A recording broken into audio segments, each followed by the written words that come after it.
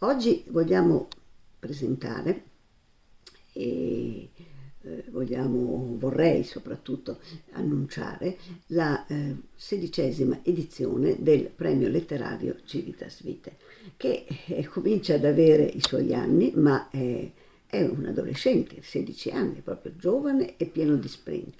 Il titolo di quest'anno, che ci auguriamo possa diventare veramente in qualche modo un punto focale dei nostri pensieri per l'anno prossimo, è il seguente. Oggi sposi. Bellissimo inizio, matrimoni di oggi, ieri e domani. O possiamo dire ancora meglio, di ieri, oggi e domani. È vero che l'oggi è quello che stiamo vivendo, però abbiamo tutti dei ricordi. Ricordi di quando siamo stati attori di un matrimonio, di quando ci siamo appunto sposati, o ricordi di quando siamo stati testimoni di un matrimonio, quando in qualche modo eravamo paggetti magari abbiamo avuto qualche divertente episodio che ci è successo. Nel mio caso, per esempio, un matrimonio di una zia in cui mangiai troppo zabaione e poi ne ebbi tristi conseguenze, oppure un matrimonio in cui siamo stati appunto addirittura proprio testimoni di nozze, o insomma partecipi, presenti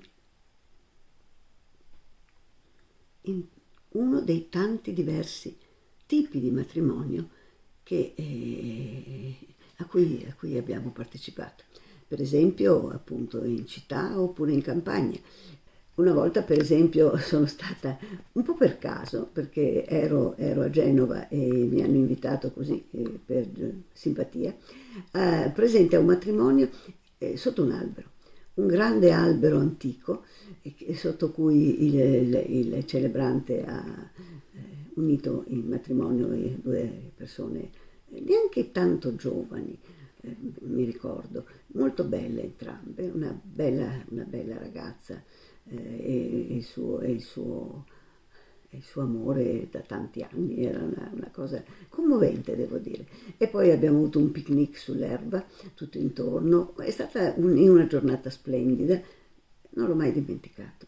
Altre volte succedono episodi buffi, divertenti, tutto quello che anche al cinema abbiamo tante volte visto accadere. Quindi noi ci auguriamo di avere quest'anno una bella partecipazione interna all'OIC e anche esterna, con tante diverse esperienze da mettere insieme a confronto come quest'anno per costruire il prossimo bellissimo mazzo di fiori da offrire